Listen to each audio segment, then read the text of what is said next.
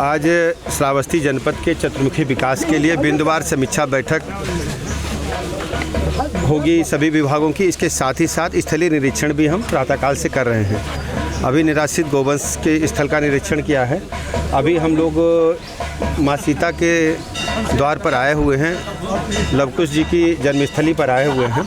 इसको पर्यटन स्थल के रूप में डेवलप किया जाएगा और यहाँ पर पर्यटन की अपार संभावनाएं हैं। श्रावस्ती जनपद को हम शीर्ष दर्जे पर लाने के लिए काम कर रहे हैं। यहाँ का चतुर्मुखी विकास होगा। इंफ्रास्ट्रक्चर में जो भी दिक्कतें हैं उनको हम दूर करेंगे। सड़क, पानी, बिजली, स्कूल, अस्पताल, आम आदमी के जीवन में बदलाव आए, उसके लिए हमारी सरकार लगातार काम कर रही है। आदरणीय प्रधानमंत्री नरेंद्र मोदी जी की जो गरीब कल्याण योजनाएं, उनको लेकर के हम जनता के बीच में हैं। लोगों को पक्का मकान जैसी ढेर सारी सहूलतें, उनके जीवन स्तर में बदलाव आया है। और आदरणीय मुख्यमंत्री जी ने जो कानून व्यवस्था में परिवर्तन लाए हैं, उत्तर प्रदेश सरकार की जो विभिन्न योजनाएं हैं, इसलिए उत्तर प्रदेश में परिवर्तन आया है। और उत्तर प्रदेश में परिवर्तन आने के साथ ही श्रावस्ती के लोगों को महसूस हो कि उनके जीवन स्तर में बदलाव आया। उनके जो जीवन को और अच्छा बनाने के लिए जो आवश्यकताएं, उनको हम सब पूरा करने के लिए कृत संकल्प हैं। उस दिशा में हम लोग काम कर रहे हैं। अभी समीक्षा बैठक होगी, जो भी त्रुटियां होंगी संबंधित अधिकारियों को, उनको हम निस्तारित करेंगे। और यदि कोई लापरवाही है, कहीं भ्रष्टाचार की शिकायत मिलेगी तो उस पर हम जरूर कड़ी कार्रवाई करेंगे। सर, आपने गौशाला और सीएससी का भी निरीक्षण किया, क्या कुछ कमियां? जैसे गौशाला में अभी हमने देखा कि गायों को मच्छर बहुत लग रहे थे, तो वहाँ पर हमने कहा कि शाम को नीम का धुआं अवश्य करें और गायों को समय से चारा मिले, गुणवत्तापरक चारा मिले। इसके लिए सीडीओ को और वहाँ के प्रधान से कहा है हर स्थिति में गायों को चारा के निश्चित रूप से प्रबंध करें। उच्च कोटि का मिलना चाहिए, पेयजल की अच्छी व्यवस्था होना चाहिए।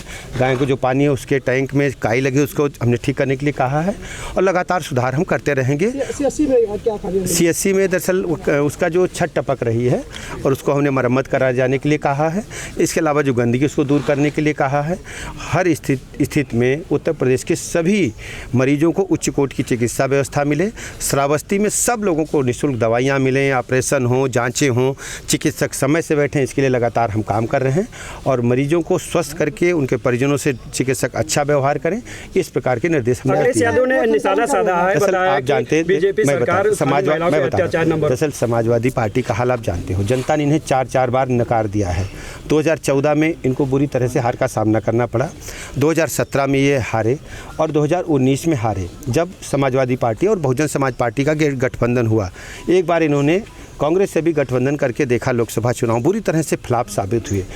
उत्तर प्रदेश की जनता कानून का राज चाहती है, डेवलपमेंट का राज चाहती है। समाजवादी पार्टी के डीएनए में है गुंडे, बदमाश, माफिया, लुच्चे, लफंगे, उनको प्रमोट करना। अभी आपने देखा 4 दिन पहले ही आजमगढ़ गए थे, एक जो शराब माफिया हैं, जो जहरीली शराब बनाने के आरोपी हैं, वो जेल में हैं, उनसे मिलने के लिए गए थे। ये सिद्ध करता है कि समाजवादी पार्टी ने अपनी मूल विचारधारा में परिवर्तन नहीं किया है। ये गुंडों को, बदमाशों को, ऑर्गेनाइज क्रिमिनल्स को बढ़ावा देते हैं। हमारी सरकार में अपराधियों को छोड़ा नहीं जाता है, उन पर कड़ी कार्रवाई की जाती है। हम छोटा बड़ा अपना पराया नहीं देखते। जो भी कानून तोड़ेगा उसके खिलाफ हम कड़ी कार्रवाई करेंगे। श्रावस्ती जनपद का भी आप हाल जानते हो। यहाँ समाजवादी पार्टी के शासनकाल में किस प्रकार जमीन, दुकान पर कब्जे किए गए समाजवादी पार्टी का झंडा लगा करके। गुंडे, बदमाश, माफिया हमारी बहनों को देखते थे। आज बहनें हमारी अपने आराम से रह रही हैं, अपना काम कर रही हैं। हर स्थिति में पूरे प्रदेश में कानून का राज कायम हुआ है। और जो NCR भी है, उसके आंकड़े बताते हैं कि उत्तर प्रदेश दंगा मुक्त हो चुका है। ये सिद्ध करता है कि उत्तर प्रदेश राज्य में बहुत काम हुआ है। आदरणीय मुख्यमंत्री जी के नेतृत्व में हम श्रावस्ती जनपद को मुख्य धारा में ला करके सारी जो अवस्थापना की व्यवस्थाएं हैं, इंफ्रास्ट्रक्चर, उसमें बदलाव लाने के लिए काम कर रहे हैं।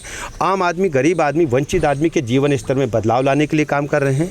हर स्थिति में हम श्रावस्ती को नंबर 1 पर लाएंगे। श्रावस्ती का एयरपोर्ट संचालन कब होगा? शीघ्र होगा, काम चल रहा है, आपको जानकारी है। चाचा भतीजे में खटास पैदा हो गई, क्या शिवपाल में आने वाला है? दरअसल समाजवादी पार्टी आपसी अंतर्कलह से जूझ रही है। चाहे उनके चाचा भतीजे हों, चाहे उनके परिवार के लोग हों या दूसरे उनके बड़े नेता हों, हमारा उससे कोई लेना देना नहीं है। लेकिन समाजवादी पार्टी को जनता ने बुरी तरह नकार दिया है। वो डूबता हुआ जहाज़ है, अब उस पर कोई बैठना नहीं चाहता। जितने भी प्रदेश के बड़े सामाजिक कार्यकर्ता नेता हैं, सभी लोगों का एकमात्र काम करने का स्थल भारतीय जनता पार्टी है। भारतीय जनता पार्टी प्रदेश की नहीं, दुनिया की सबसे बड़ी पार्टी है और भारतीय जनता पार्टी में कोई कार्यकर्ता किसी भी पद पर कभी पहुँच सकता है। आपने देखा जैसे भूपेंद्र चौधरी जी अभी प्रदेश अध्यक्ष बन करके आए। भूपेंद्र चौधरी जी प्रदेश के एक जिले के कोषाध्यक्ष रहे, फिर क्षेत्रीय अध्यक्ष रहे, आज वो प्रदेश की सर्वोच्च कुर्सी पर बैठे हैं। मैं कह सकता हूं कि भारतीय जनता पार्टी में कार्यकर्ता अपनी पार्टी समझ करके काम करता है। बहुत बहुत धन्यवाद।